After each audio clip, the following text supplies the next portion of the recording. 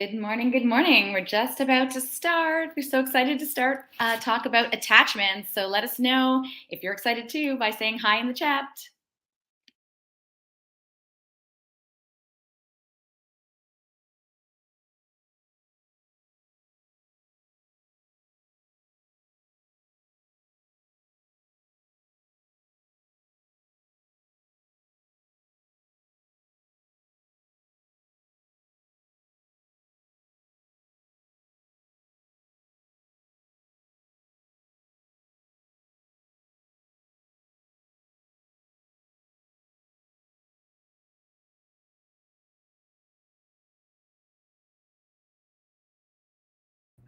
Do you hear me? I do. I do. Good morning, Andre. Good morning, Tara. How are you today? I'm doing great. How are you? I'm great. I'm great. I feel like I'm just a little behind the game this morning, but here we How are. so? In which way? Well, we're 2 minutes late. I love to be on time, but I Mhm. was up a little bit late getting ready for this, and then yeah, and then I went back to bed after my workout. So Well, sometimes it's needed. But when you're running late like that, does it make you feel in any way kind of anxious? yeah, sometimes that's a good segue into today's topic. So, hi everyone. Welcome to Mondays with Tara and Andre. I'm Tara Lynn Franco. I'm a relationship and awesomeness coach. And I'm Andre Targott. I'm a sex positive psychotherapist. Awesome. Mhm. That's us. So, Excellent. today we're talking about attachment and how's my attachment style impacting my relationship. Mhm. So, before we jump in, we would love to hear from you. So, do you know, first of all, drop a one in the chat if you know your attachment style, and if you want to share it, you can do that as well. And then, so say hello. Oh, there we go. And drop a two if you want to know yours and you want to make sure you get the quiz after the live. So if you haven't done a quiz before or you haven't done one recently, it might be a fun thing to do. Yeah. And we are going to share our results a little bit later. I'm super excited, Andre, about this topic. Mhm. Yeah, it is a very exciting topic, and it's important that we talk about it because there's many indicators that would suggest that it will impact how we will relate to people, right? So whether we are mono or poly is beyond the point. It's how do we relate to people on a daily existence? How are we with our families? And then looking outward, how are we with the world and how are we with partners and how will we be with them and what type of partners will we attract and what type of partners will we allow for, right? So, it's good to know. It's good to have these information. But I will say ahead of time, and we will mention this later on, that this is kind of like a snapshot, right? Yes. So there's a couple of things to bear in mind. One, it is a moment in time, how we're feeling at this moment. But also, I think it's also important to recognize that who we choose to answer these questions to, this quiz in particular, when we think of an object, that type of person, the way that they are, may influence the way that we're going to be as well, right? So there's a Ah, few things that we should keep in mind. But we'll talk more about that as we go on, I'm sure. awesome. Okay, so make sure that you stay to the end because, of course, we're going to share some tips on how your attachment style may be impacting your relationship. But we also have a special offer for you as well to get some additional support. So, yeah, let's go. I'm Okay. so awesome. So say yes in the comments if you want to hear more about that. All right, Andre, let's go. Yeah, let's do it. So where do you want to jump in? Well, it's interesting attachment. We've talked about it a couple times on, because it comes up in a lot of different areas like jealousy and that sort of thing. And, but we wanted to do a special live today on this topic and try to cover a bit of the basics for people.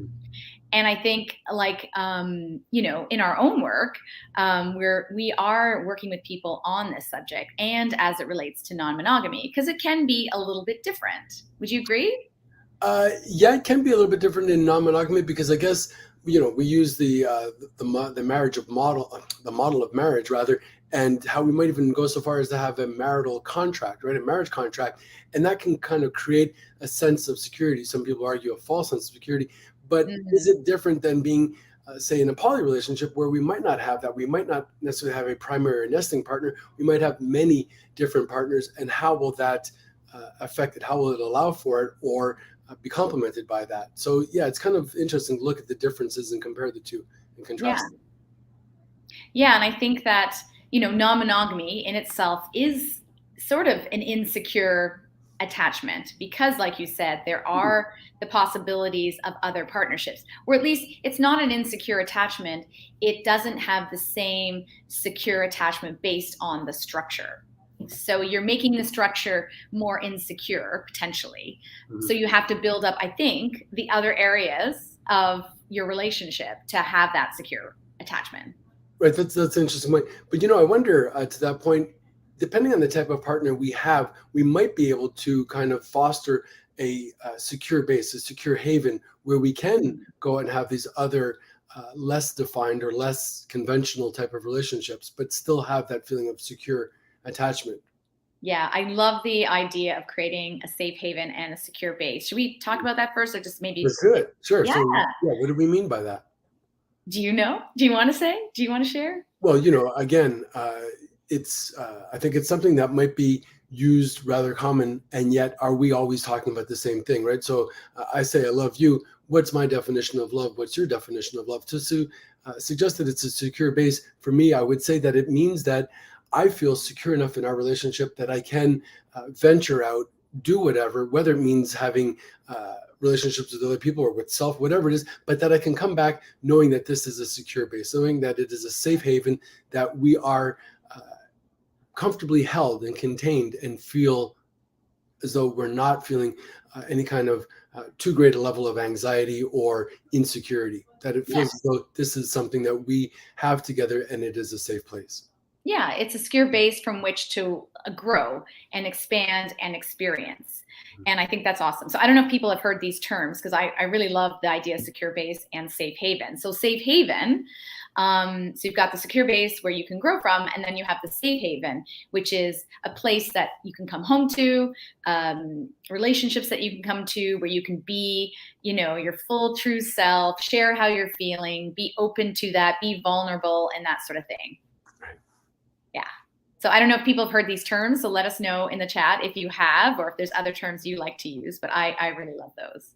Yeah, and it's important also to remember that if you've not had a secure base before, or a safe haven before in your relationships, that's not to say that you could not have it. So by talking about these things, by looking at them, identifying the components, we can then find out what is desirable for us. What are we wanting in that? How can we create these type of features in our relationship where we would feel as though it is a secure base or a safe haven? So it might be new to you, it might be unfamiliar, it might even feel dangerous at times, but that's not to say that you couldn't have it, right? So we will look at how we're able to identify those components and then invite them and maintain them. Yes. And I think you said it at the beginning, but for those who just joined us now, I think it's great to note as well that your attachment style may differ depending on who it is we're with.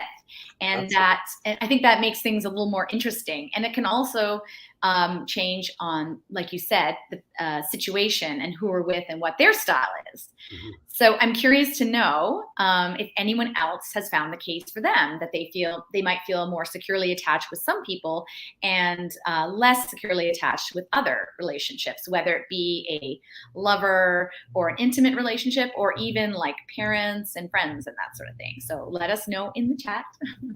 Yeah. Do you see that in your own personal lifestyle? Do you find that you might be secure overall, but then get with somebody who makes you feel even more secure, or get with somebody else who might make you feel even less secure? Do you see that observation? Yeah, I mean, in our relationship, and when we go through our results a little bit later on, I feel extremely secure. Like I can be my full authentic self. I can grow from that position. I feel like our relationships that we can communicate and talk, and like I feel really secure in that relationship. But I have some friendships and some that I've let go of over time where I felt that it was more of I don't know, maybe an anxious attachment. I didn't quite know my place. I always felt like I wasn't sure what they thought about me and that sort of thing. So we can have these different types of attachments, but it can also have to do with your relationship with that individual person, as you said. Without a doubt, we can be induced into feeling different ways depending on who we're with. Yes. But it's good to have that acknowledgement, to have that recognition, so that way we get with person X, and they are very anxious, they're very avoidant, and we find ourselves becoming more like them. But having that awareness, having that knowledge, we might resist that temptation and say, you know what, I feel as though there's an induction happening here. I feel as though I'm being made to feel a certain way, and I'm going to recognize that, but I'm also going to come back to myself as a safe, secure place, knowing that I'm okay. Mm-hmm. So I feel activated or agitated in a certain place, but then I recognize it that, well, it's not necessarily who I am in my entirety. It is specific to this type of relationship, what's going on at this moment. And recognizing that can help offset the adverse effects of that.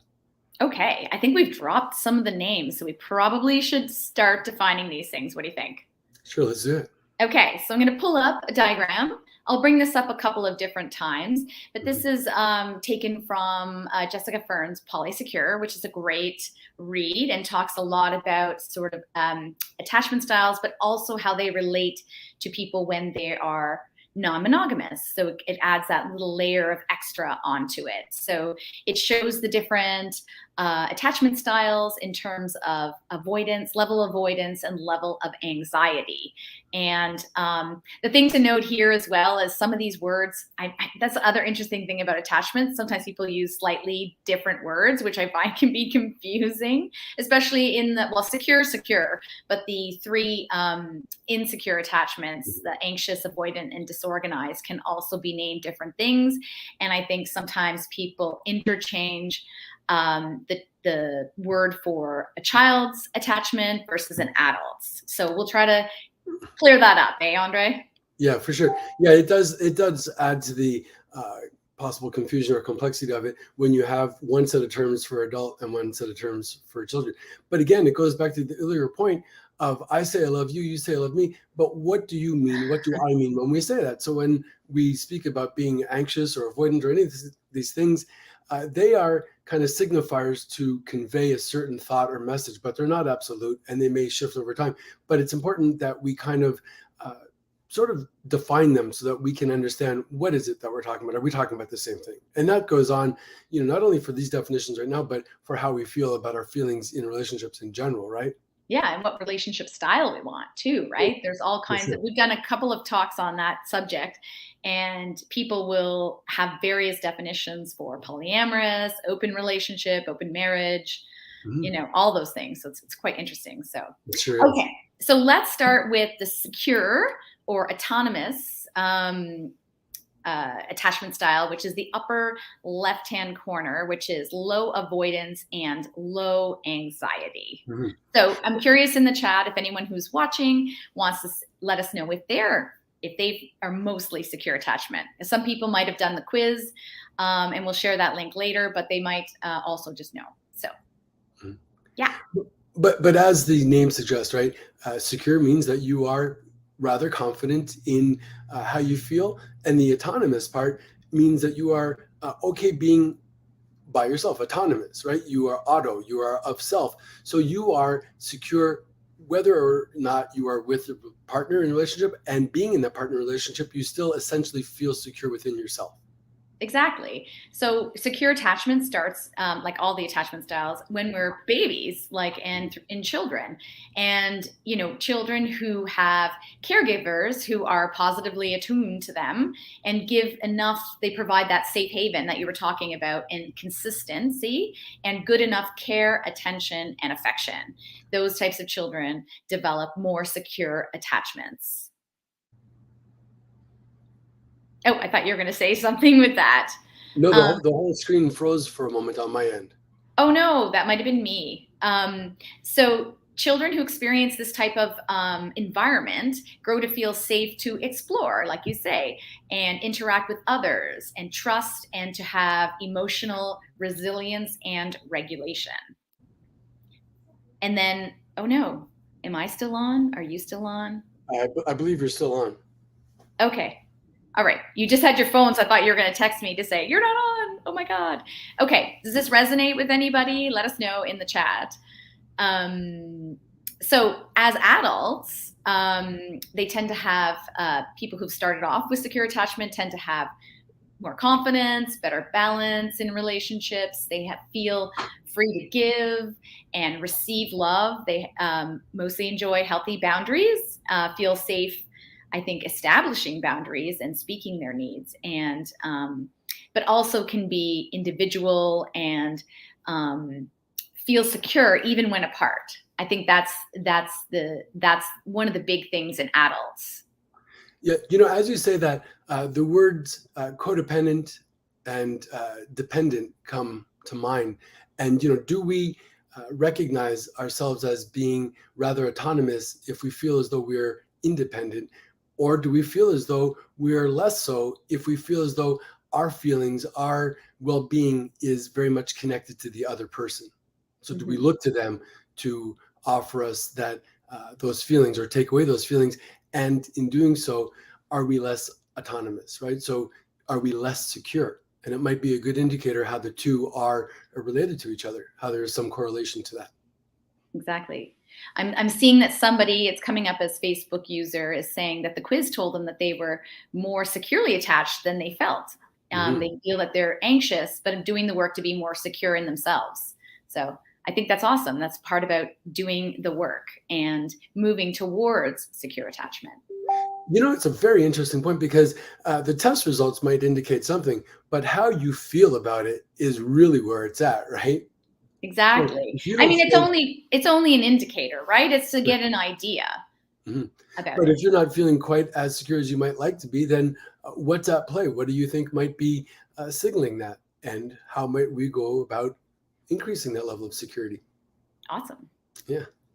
Okay, we're going to move on to the insecure attachment styles. So there's only one secure one, and then there's 3 insecure ones, which might leave you feeling insecure. Well, I guess if you are secure, you're secure, right? But yes, in the insecure type, which lies on the other side of being secure, there are 3 main categories that we've identified, and we might be able to look at those and see how they are relevant to us, and then how we might go about addressing the issues that come with those. Exactly. So we're going to start in the top right-hand corner. So low avoidance and high anxiety. So anxious or preoccupied. So this connects with what the other person just was talking about. I should make a note too. If you saw that you were a Facebook user and we can't see your name, we'd love to see your name. So next time, make sure you give StreamYard permission to see your name. So how do you go about giving them permission to see your name? Where does one go to do that? Oh, you type in facebook.com. You can even open up another browser, I think, /Facebook, and then you click a button and then you give permission. I noticed that you last week didn't have permission. No, so I couldn't tell what it was you were saying, but I kind of knew. And somehow you knew it was me. I know. Well, we talk about these things all the time. I think what people don't realize is that these are things we talk about all the time, and we think about, and we talk about based on, the clients that we're meeting and where they're coming from and that sort of thing. And we tend to do that a lot on the way to the beach, on that walk between the boat and the actual beach. Yeah. Any ideas why it might be then and there? It's like a moment where all we have to do is talk, right? So it's the meditative process of just walking, and there's very little stimuli, right? We're out of the city, we're walking in the country lane there. And I think for me, it's a wonderful place to kind of just let all those other things melt away, and then we get this clarity and we're able to have these wonderful conversations. I look forward to them very much. Yes. Awesome. Okay, so let's talk about anxious or preoccupied, also known sometimes as ambivalent attachments. So like we said, it's low avoidance and high anxiety. So in an infant, this is when an infant learns that their caregiver or parent is unreliable. So this may be because the parent is neglectful, inconsistent or unavailable. Yeah. Yes. So then, what were you going to say, babe? Well, yeah. So I think what is being suggested here is that when we don't have emotional constancy, when it's inconsistent, we might then, as a child or as an infant, internalize the belief that we cannot depend on those relationships, right? So we go to our object, our caregiver, and we want something, and they're not there. Physically, emotionally, psychically, they're not there. And we go back to them and now they're there. And sometimes they're there, they're not there, and we don't know. So that influences how we are going to attach to that object. But then later on, that repetition gets played out in our relationships as adults. And do we feel as though we can really count on the other person? We're not quite sure. And so we might avoid wanting to make too great of an emotional investment in that relationship. Yeah, exactly. It's like when you're a child, even or as an adult, you sort of have that doubt that your needs are going to be met. And you're constantly looking out for cues and clues on how your behavior may or may not influence the parent or your partner's responses. So they get this ongoing belief that their needs are not going to be met, and is like, I can want something, but I can't have it. Mm-hmm. So it's that idea of abandonment and insecurity or being underappreciated. Right. And, often I think we get to see that manifested in a way that people, they want to enter into a relationship, they get into it, and then for whatever reason, they report, well, something happened and the relationship went off the rails. And we look further and we find out, well, that in fact, what might have happened is the person unconsciously, unknowingly might have set themselves up or set up the other person to kind of disrupt the relationship. So they may have done something to nullify it. And the reason being, even though they say they wanted it, they were afraid that they might get it and then become vulnerable to it. What happens if they come to depend on it or want it and it's not there? So they find a way of self-sabotaging it. They find a way of killing off or being killed off as a form of protection. It's not saying it's not good for everybody, but very often this is what we're seeing in our practice. Yeah, and how that can look like is being rather needy and feeling nervous about being separated, high levels of jealousy and insecurity, obviously. And so you're constantly trying to get that attention, or you're worrying about it and that sort of thing. And it actually can cause the actual thing that you least want, which is final separation. Right. Yeah. So curious to know in the chat if anyone is willing to share if this anxious attachment is something that they experience. It's interesting. I will share that I think at a certain time in my life, I was more likely to exhibit or prescribe to that type of display, that type of belief. But depending on the partner that I'm with, and over time, I've become able to increase my level of secure attachment. Okay. So it's if you're in there, all hope is not lost. There is a possibility for movement.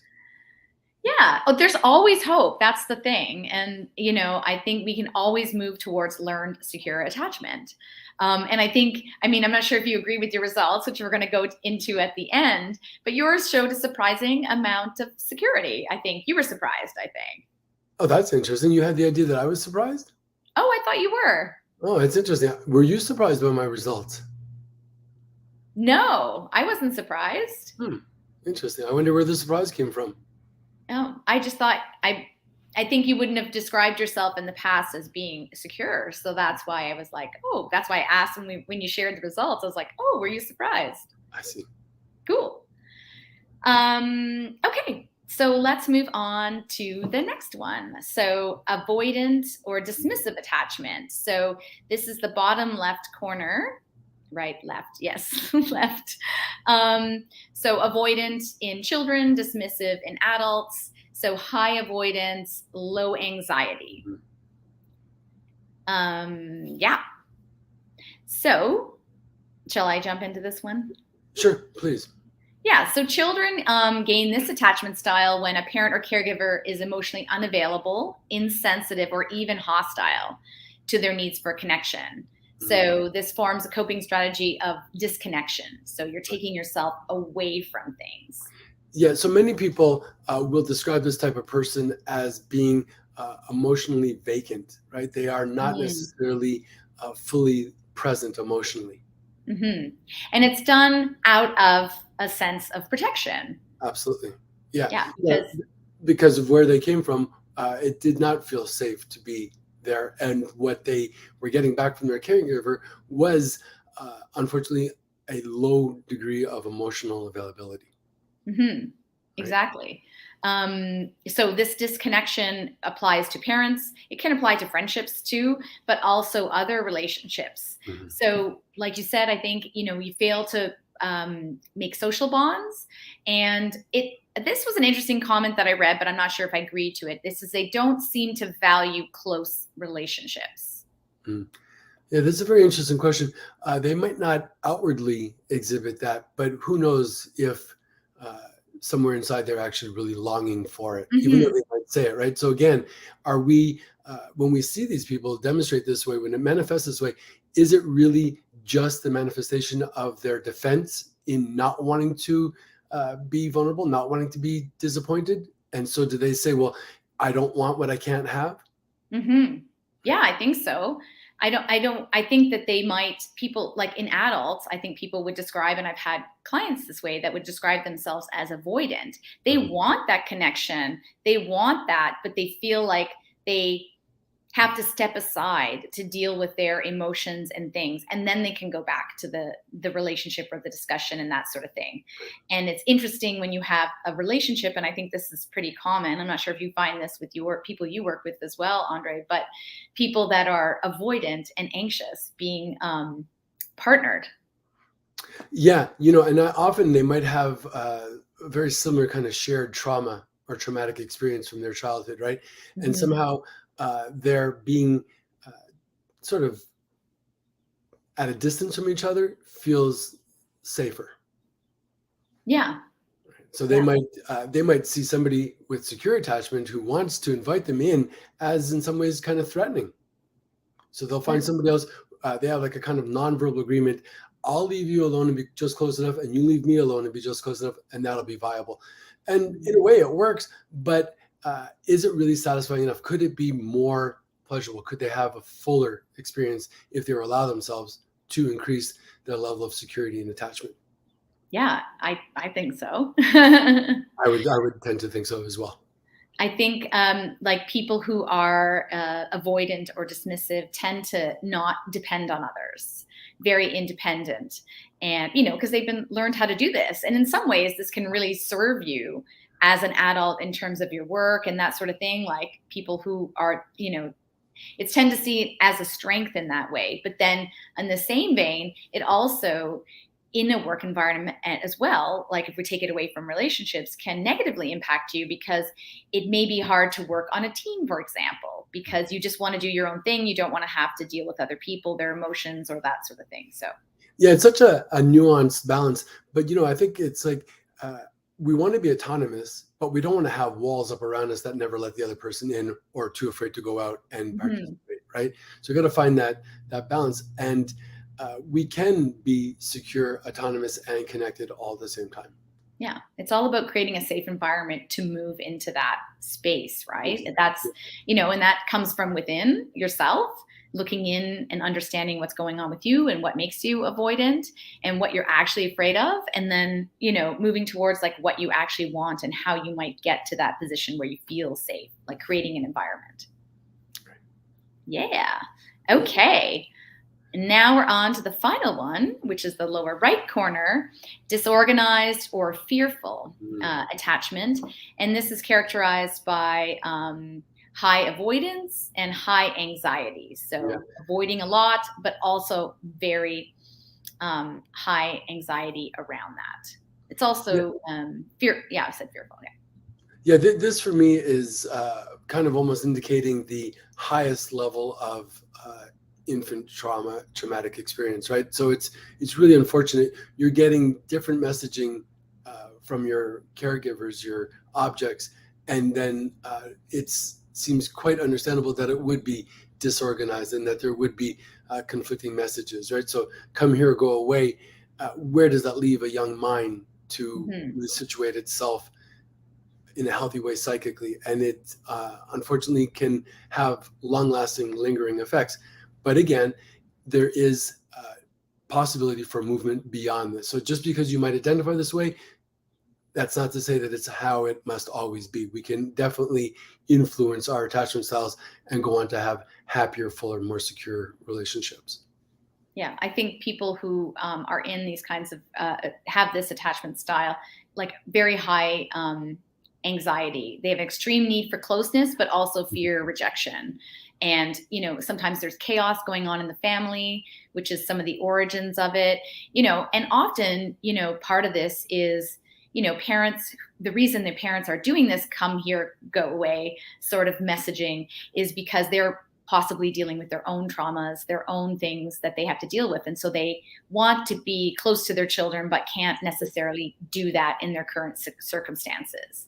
That's an important point too, right? So we often are taught what our parents knew or they experienced, and it's passed down to us. And then we might end up repeating these very same things. So where will we ever stop that? And it stops with us. It stops with us by being able to look at these things in a very open and honest way and be willing to do the work to go beyond those things. So initially it might feel as though it's overwhelming. There's just too much. It's too much of a tax. The price is too high to try and change the things. It might be fearful.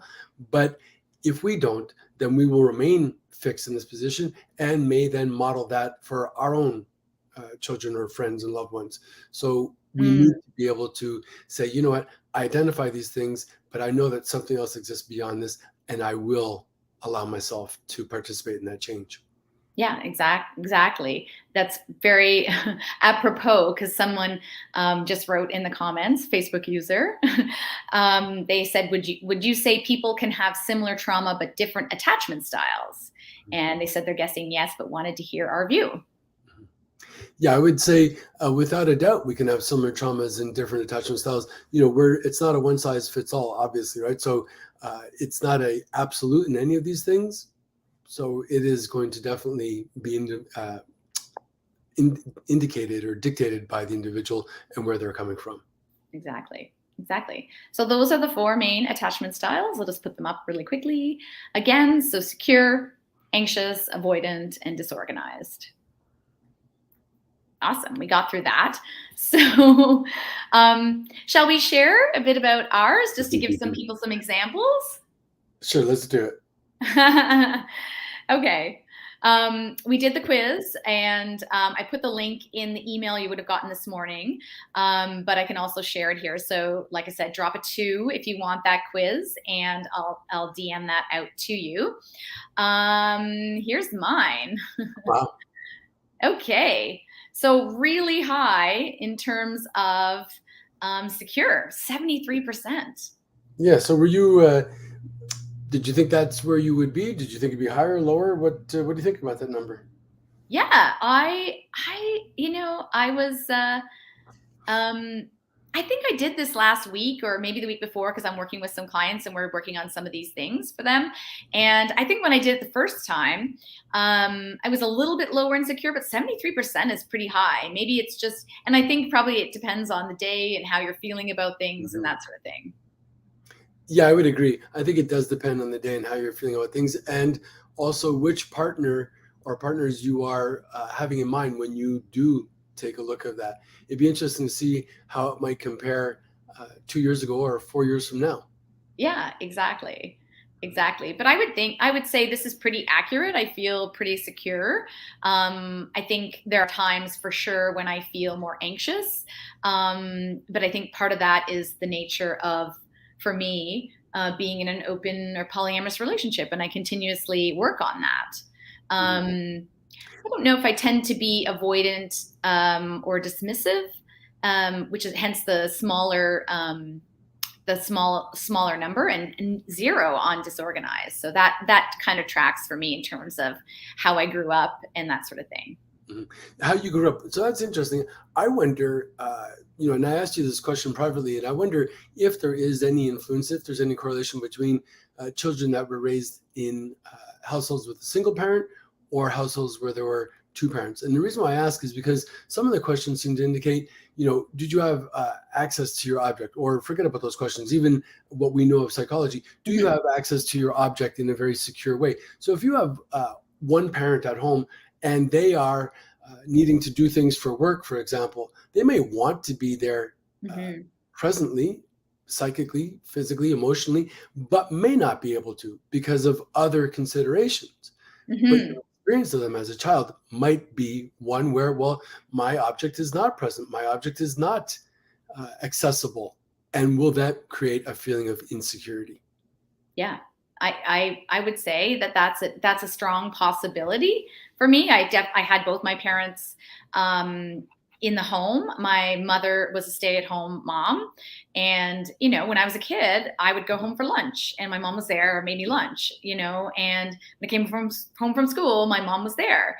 Mhm. And I know people will say I said a lot of things about my parent. My dad would work, and he would come home at 5:30. You know what I mean? And we'd have dinner as a family. And so I think a lot of those things create those bonds and that safety. Like, you always have a place to go back to. And even in various parts of my life, I'd say that, I've had to go to my parents, for example, when I was married and had an affair, and it was a really hard thing to deal with. Like, I can't believe I did that and all that. And they were there and supportive, even if they didn't believe that it was right and that sort of thing. Like, they were there to be my support. And so, I mean, I think that does have an influence for sure. What do you think? Yeah, I can't see how it would not have an influence. It's not to say that, if you have two parents, you're automatically going to feel secure, or if you only have one parent, you're not going to feel secure. If you're born in an orphanage, you're not going to feel secure. It's not absolute, but I think that they are factors that do contribute and very often can shed light on where we're coming from. Hmm. Yeah, exactly. So that's part of the understanding and the unpacking of where your attachment style comes from. So if that's something that you're not familiar with, it's a great thing to work through with someone. It sure is. So I would love to hear from people what they think about that question about having parents in the home. But can we share yours? Sure, let's do it. All right. Here we go. Wow. So a little different than mine. You're a bit of a blend. Yeah, a little bit of a blend, and I think, but I think that's kind of also not inconsistent with my character. I think I'm somewhat of a chameleon, so I really do pick up on people's energy, and I will fluctuate over time. So I think that 2 years ago might have been different, and again, it'll be different tomorrow. But overall, I would say that is a relatively accurate snapshot of where I'm at the moment. I think that I do have some issues in the past that might have indicated avoidant or ambivalent behavior, but for the most part, the majority of it does feel secure. Yeah, I was going to ask you about the anxious part, because that was the second highest of yours. Mhm. And what do you think might be contributes to that?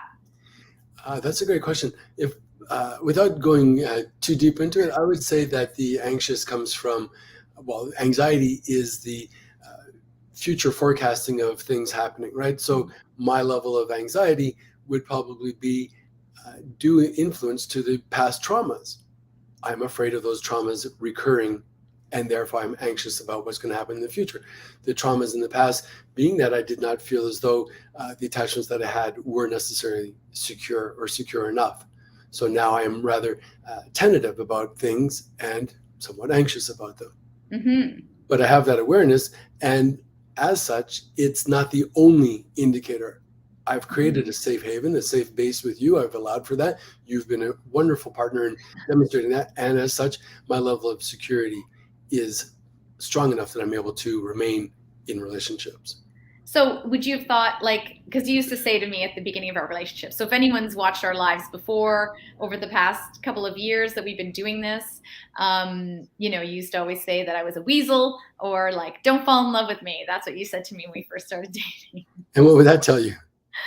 Well, that would be avoidant, right? You'd be like, I don't want to attach to you. I want to, stay independent. I don't want to be vulnerable, that sort of thing. So Yeah, that might be a you good agree? indicator. Yeah, for sure. I was not wanting to attach. My history was that long-term relationships were not viable for me. But then look at the context, right? So I was trying to slot myself into the role of monogamy, and that model wasn't working well for me at that time. Yeah. So when they would end, when they would break up, then I would be able to have the proof, the demonstration that, see, I cannot attach to these relationships because they aren't lasting. Whereas when I was able to move past that, those ideas, those hangups, then I could see, well, actually, it is possible to maintain secure relationships and feel quite secure even in polyopen relationships. Yeah. Awesome. Now, I wonder if I'd like to just give people a few thoughts about how it might be impacting your relationship. We gave a bit of some clues here, but some questions that people might want to consider in, determining if this is impacting their relationship. Mhm. So I guess in terms of a feeling state, one thing you might want to ask yourself is, when my partner is on a date, how do I feel? Yeah, that's a great question. That's a good question. But it's interesting. I mean, from my own personal experience, I think it oscillates, right? It changes over time depending on where I'm at, where we're at, who they're dating, the intensity of their date, the level of excitement or interest or Mhm. their passivity in it. Whatever. There's a whole bunch of factors that will influence that. Regardless of the answers, it's really about the question, the awareness that we get. So, how am I feeling and what is driving these feelings? And is it entirely uncomfortable? Is it something that's survivable? How could I feel more at ease with it? What could I do to increase my feelings of uh, self assurance, self comfort, security in the relationship? All good things to know. Yeah. Another question that you might want to consider is when I have to bring up something more difficult or uncomfortable or deal with a difficult conversation, how do I act in this situation with my partner? Mhm. Do I find it easy? Do I find it difficult? What's my reaction to this situation? Yeah, yeah, very interesting question. Yeah. Am I wanting to just simply avoid asking difficult questions or having difficult feelings? And to what lengths will I go to avoid these things? But what happens if I am willing and able to speak openly with my partner about them, right? Can I Mhm. create a safe enough place to have these type of dialogues, to explore these often difficult feelings that come up, these thoughts and concerns that I have? Mhm. And being comfortable in doing that and creating that safe haven will increase my level of secure attachment. Awesome.